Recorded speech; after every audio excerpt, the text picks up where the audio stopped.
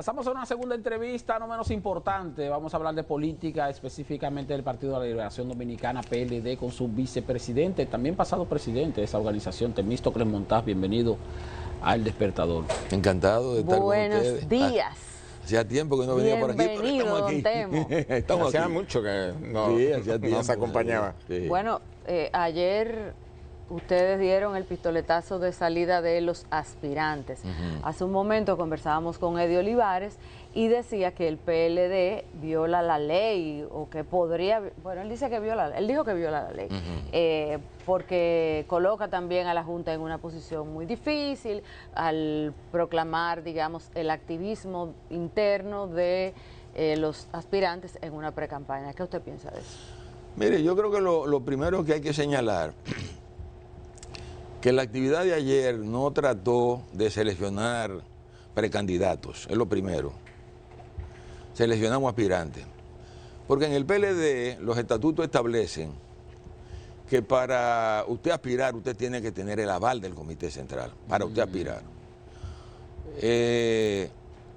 Y obviamente yo entiendo que la ley no establece ningún tipo de prohibición a que alguien exprese su deseo de aspirar a un candidato, a una candidatura. Por ejemplo, todo el mundo sabe que en el PRM hay una cantidad ya de personas que están aspirando y que lo han dicho de manera pública. De manera que nosotros con eso no estamos violando la ley. Violaríamos la ley si abriéramos un proceso interno ya para seleccionar un candidato. Y obviamente eso implicaría primero seleccionar precandidatos. No se trató de seleccionar precandidatos. Inclusive el proceso está abierto. O sea, si todavía aparecen otros compañeros que quieran aspirar, van a ser asumidos por el partido sin ningún problema. ¿Ese proceso abierto dura hasta qué tiempo? Bueno, todo va a depender de lo que podamos lograr con la Junta Central Electoral y con el Tribunal Superior Electoral. Si al final no logramos nada... Me refiero al aval de la aspiración. Al aval de la aspiración. Yo se lo pregunto. No, el aval de la aspiración puede durar dependiendo de cuándo se puede ejecutar el proceso. Si el proceso se ejecuta en octubre del año que viene o hasta octubre del año que viene, ¿tú me entiendes? A lo largo de... Abel Martínez, que pidió que no lo incluyeran ahora en lista, él tendría oportunidad todavía de decir que va a... Pero en todo caso, el Comité Central tendría que volverse a reunir para avalarlo. En cierta forma sí, en cierta medida sí. Aunque la decisión que hay, la decisión que hay a nivel del partido es que todo el que tenga aspiración se le facilite, que no haya ningún tipo de problema. Ese ha sido, y yo creo que esto es muy importante, esa ha sido una norma histórica en el PLD. En el PLD siempre se ha respetado que todo el que aspira se le permita que las bases del partido al final decidan si tiene condiciones o no tiene condiciones, o si le gusta o no le gusta. ¿Tú me entiendes? O sea, de manera que no va a haber obstáculo a que ningún compañero que muestre deseo de aspirar se le permita incluirse en la lista y al final, en el proceso, si quiere ser aspirante a la candidatura presidencial, obviamente que participe también. Que a partir de ahora, ya era uno de los objetivos de la reunión de ayer, establecer el mecanismo de elección. Correcto. Para quienes nos están viendo a través de la televisión, ¿nos podría explicar cómo van a ser esos mecanismos? ¿Cuáles son el cronograma? Bueno, el mecanismo fundamental de ha sido el que hemos utilizado siempre, o sea, utilizar nuestro padrón, el padrón abierto o semiabierto, como le llamamos nosotros, en donde todo el que esté inscrito en el padrón del PLD, más aquellos que no estén inscritos en el padrón del PRM, de la Fuerza del Pueblo, del PRD, y se muestran simpatizantes del PLD, puedan participar en el proceso. Eso es lo que nosotros llamamos padrón semiabierto. O sea, se va a utilizar un padrón semiabierto para que todo, que fue el que utilizamos inclusive cuando se seleccionó al compañero Abel Martínez como candidato presidencial para las elecciones del 24. Y entonces, obviamente, ese mismo padrón es el que vamos a utilizar. Pero Abel Martínez, que fue seleccionado de esa manera, ahora él no estaba favoreciendo ese método, él creo que quería encuestas, o ¿cómo fue? Bueno, ¿Por dónde estuvo la diferencia? Bueno, ese es uno de los planteamientos que surgió en las reuniones que que los aspirantes sostuvieron, porque se trató de buscar un consenso entre todos ellos. Y lo que se señala es que en esas discusiones el compañero Abel Martínez sacó a colación la idea de que el proceso se hiciera por encuestas, o sea que también está permitido, en la legislación está permitido que tú puedas seleccionar las candidaturas por encuesta. Pero el problema es que los otros aspirantes no están de acuerdo con eso. Ya. Don Telmo, no hay que olvidar que el presidente Danilo Medina, aunque siempre abierto a que se inscribieran o que se inscriban todos los aspirantes, en el año 2020 compitieron varios por la candidatura presidencial, pero Danilo Medina expresó públicamente y en sus actuaciones su respaldo a su favorito, que era Gonzalo Castillo. En esta ocasión está consciente Danilo Medina de que debe ser neutral. No, déjeme lo siguiente, y no volver otra vez a tirar todo encima de un solo aspirante. Déjeme decirle eso, porque yo fui aspirante en ese entonces. O sea, no es cierto que Danilo expresó simpatía por el compañero Gonzalo Castillo. Gonzalo no era el preferido de Danilo. Yo puedo asegurar que en esos procesos Danilo siempre ha sido neutral. Te miento que no hace muchos años de eso y la gente se acuerda. No, es que yo fui aspirante. Yo fui aspirante. Tú puedes tener la completa seguridad de que si yo hubiese entendido que Danilo estaba apoyando al compañero Gonzalo Castillo, yo no hubiese sido aspirante. Yo aspiré hasta el final. Y llegamos a un acuerdo validado por los otros también aspirantes o precandidatos que entre nosotros íbamos a hacer una encuesta para ver de estos que estábamos aspirando cuál estaba en mejor posición de competir con el compañero Leonel Fernández. Eso fue así, ¿eh? Evidentemente Gonzalo tenía a su favor, a mi entender tenía a su favor el hecho de que él había sido en ese momento el promotor de la candidatura de Danilo. Había tratado de volver a promover a Danilo para que fuera candidato en las elecciones del 20.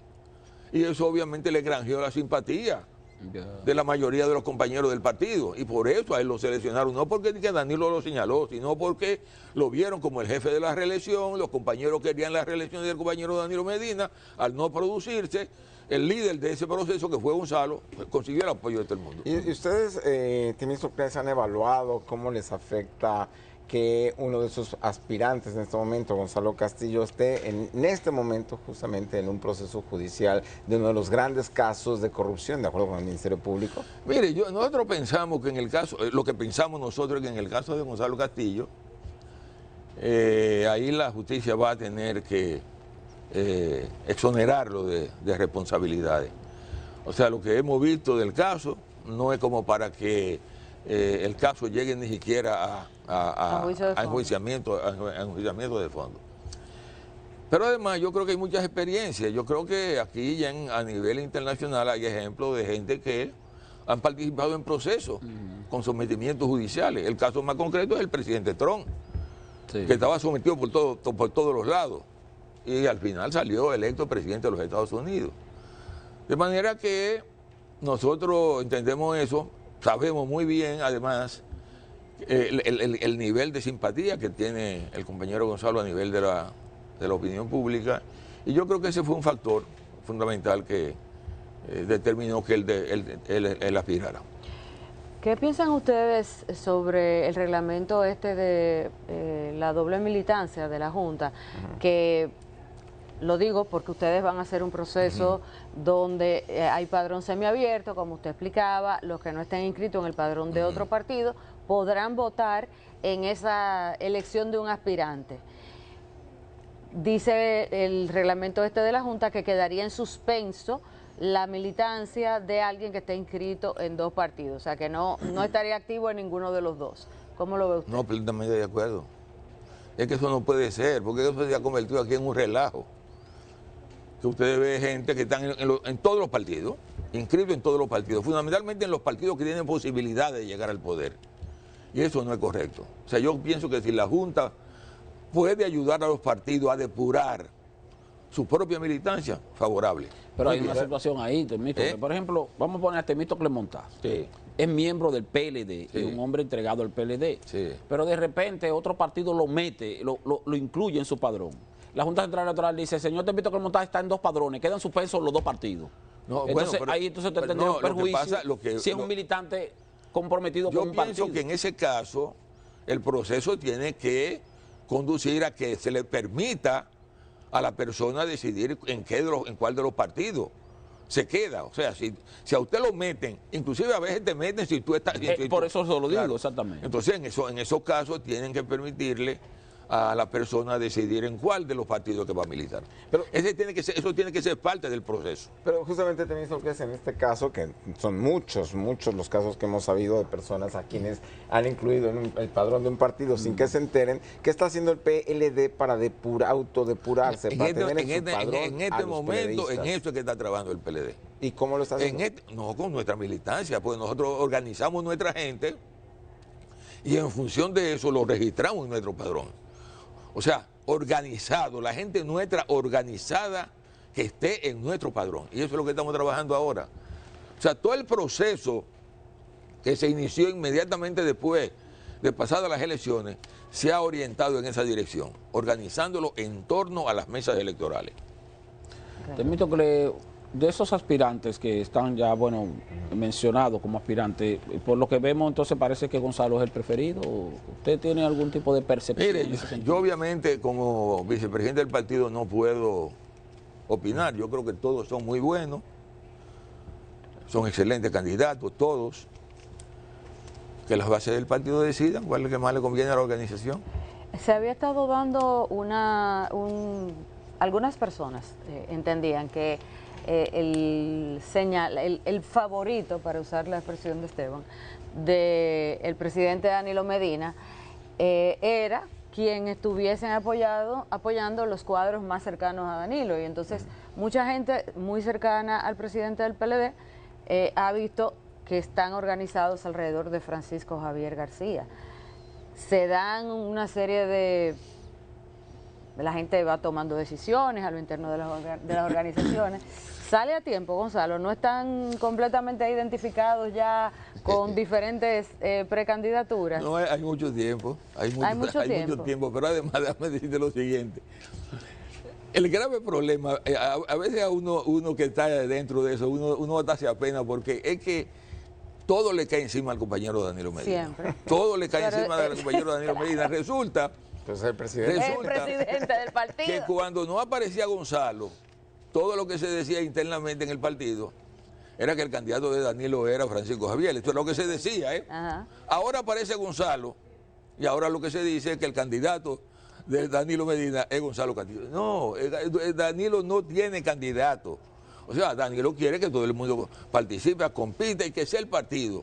Por ejemplo, para dar un ejemplo, en una conversación que sostuvimos con Danilo, él decía, en la selección pasada, cuando se seleccionó a Abel, decían que como la mayoría de su gente estaba apoyando a Abel, que Danilo estaba con Abel, y resulta que Danilo estaba era con Margarita. A quien él quería como candidato era Margarita. O sea, no es así la cosa. O sea, Bueno, no pero es- eso era un deseo pasivo, pudiéramos decir. Porque si él pasivo, hubiera puesto, pasivo, si él hubiera pujado pero eso es lo que él queda en pero tercer lugar. eso Pero es es lo que que el te arbitraje de pero un eso es lo que te presidente. demuestra que él no incide en esos procesos. Que es lo que quieren decir, tú ahora estás con fulano, porque ven que la gente de Danilo se fueron con fulano. No, Danilo no le dice a su gente Te admito apoyen a que en las fulano. elecciones pasadas, 2024, si Luis Abinader sacó un 57%, 56 puntos tanto, 57%, pero eso fue fruto de un nivel de abstención bastante alto, incluso mayor que en el año 2020. Porque hablamos de porcentaje y no así de cantidad de votos. O sea, cuando vemos la cantidad de votos que sacó Luis Abinader en el 2024, fueron alrededor de 300,000 más que en el 2020. O sea, que Sí. tampoco fue que aumentó mucho. Sin embargo, ganó en primera vuelta. El PLD en el nivel presidencial quedó en tercer lugar, pero quedó en un lejano tercer lugar, con menos de un 11%, marcando menos de un 11%. Eso en términos estadísticos uno le hace pensar que no hubo segunda vuelta y que Luis Abinader llegó a ese 57 porque muchos PLDistas se quedaron en su casa y no votaron. Y por eso el propio PLD sacó tan pocos votos en el nivel presidencial. Ahora, ¿qué marcaría la diferencia? O sea, uno ver un partido que a nivel presidencial sacó menos de un 11%, ¿qué nos hace pensar que en el 28 va a sacar más de ese porcentaje? Va a depender mucho, a mi entender, del candidato que lleve el PLD. Si es un candidato que emociona a los electores, si es un candidato que atrae simpatía, yo creo que las cosas pueden cambiar,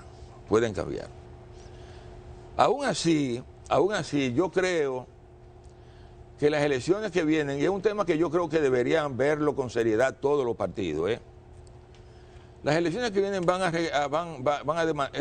a ser desafiantes. Porque una de las cosas que no se está señalando, tú hiciste referencia a los niveles de abstención. En las elecciones pasadas, tú sabes que la abstención fue más alta que en las elecciones del 20 con todo y la pandemia. Aún cuando había pandemia, sí. El problema de ahora es que yo veo, y eso es lo que a mí me preocupa, es que hemos entrado en un proceso de descrédito de la actividad política. O sea, cuando tú te pones a ver lo que ha estado ocurriendo en el país, fundamentalmente con el PRM, que una cantidad importante de sus dirigentes y sus funcionarios han sido acusados de narcotráfico y han sido llevados a los Estados Unidos. Eso lo sabe la población, Eso lo sabe la población. Pero cuando tú ves además que se presenta una situación como la que se presentó en Senasa, un escándalo, pues es un verdadero escándalo, porque no se trata simplemente de un acto de corrupción, es un acto que afectó a la gente pobre de la República Dominicana. Eso realmente hirió la sensibilidad de la sociedad dominicana. Entonces, ¿a qué conduce eso? Esa situación, narcotráfico por un lado, corrupción por otro lado, lo que termina conduciendo a que la gente realmente pierda motivación por el ejercicio de la política. Entonces, ese es un tema que ojalá lo podamos abordar, todavía tenemos tiempo, lo podamos abordar para tratar de evitar que en las elecciones que vengan no vote menos que lo que votó el año pasado, en las elecciones del 24. Lamentablemente nos tenemos que ir, pero me gustaría saber qué esperan ustedes, qué espera su partido de la rendición de cuentas del próximo viernes del presidente. Bueno, el presidente va a vender ilusiones, va a vender optimismo. Pero si se trata de una rendición de lo que pasó en el 25, lo que debería ella es pedir excusa, O sea, el presidente lo que debería es pedir excusa en el Congreso de la República por las cosas que ocurrieron. O sea, he mencionado a Senasa, eso es un caso, oye, para realmente pedir excusa. El Intran es un caso para pedir excusa. Los casos de narcotráfico, que aquí no lo han sometido, sino que se lo llevan para Estados Unidos, Le facilitan la salida, pero nadie aquí toma decisión. Es un caso también para pedir excusa, La situación de la economía. O sea, la economía dominicana el año pasado creció 2.1, Andy Dawager dice que fue 1.8. Entonces tú dices, bueno, es una caída importante de la economía dominicana. A eso agrégale la inflación acumulada a lo largo de estos años, que cuando tú vas a un supermercado tú sales prácticamente casi llorando. Lo que te costaba el año pasado o a principios del año te costaba 10,000 pesos, hoy te cuesta 20,000 pesos, O sea, el que compra, el que va a los supermercados a comprar sabe lo que está pasando. Entonces aquí hay un problema serio, costo de la vida, hay un problema de inseguridad ciudadana. O sea, con todo y que las autoridades quieren vender la idea de que todo va bien, la percepción ciudadana es de que aquí hay inseguridad, Entonces yo creo que él va a vender, eso es lo normal de todos los presidentes, va a vender ilusiones, optimismo de que ha hecho una gran obra de gobierno, pero los resultados están ahí. Gracias, Temo, por acompañarnos. Bueno verlo. Muy bien. Vamos a continuar entonces con más contenido aquí en El Despertador.